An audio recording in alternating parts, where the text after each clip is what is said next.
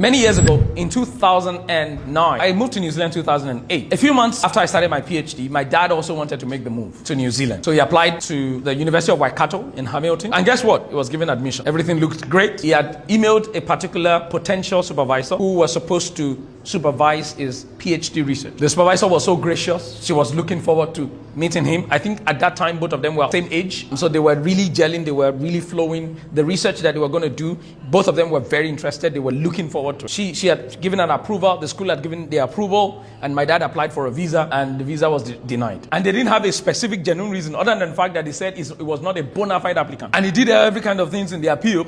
But still, he decided to now apply for his PhD elsewhere, in Malaysia, where they were living at the time, and then he completed the PhD later on. In fact, it was an accelerated completion. He finished even before me, that started before him. And to the glory of God, everything went on like I finished my PhD in New Zealand here, and I've been living here. He was able to visit New Zealand after that time once. But it was a quick visit. So he couldn't really meet people and all of that. So he eventually visited New Zealand this year. And one of his desires was to meet with that professor that was going to supervise him at the time. So he's been telling me before he came that, oh, Sam, if you can arrange a meet me and that professor, I'll be very grateful. So I contacted the professor, told her my dad is coming and all of those sort of things. Dad also reached out to her by email. The lady was so excited. She was no longer in that school. And, she met with us for coffee, and I was there at the coffee. And she said something that was very powerful, talking about the goodness of God. She said, John, do you know? I don't think she believed in God like that. That it was good that you didn't come. My dad was like, what do you mean? He said, during that time that you were coming, I was being victimized. There was a lawsuit between her and the school. And all our PhD students were all victimized as a result. None of them passed. All of them failed. Yeah.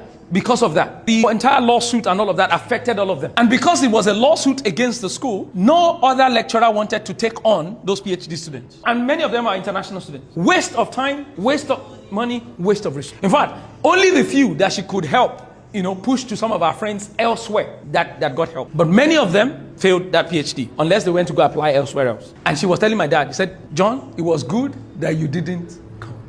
I can tell you for a fact, at that time, we were sad as a family. It was like an opportunity lost. We were angry at New Zealand immigration. Probably even at God, like, God, but why? It would have been perfect because I was here. It took us more than 12 years later, 11 years later, to realize that the goodness of God is even in the rejection. How do you explain that?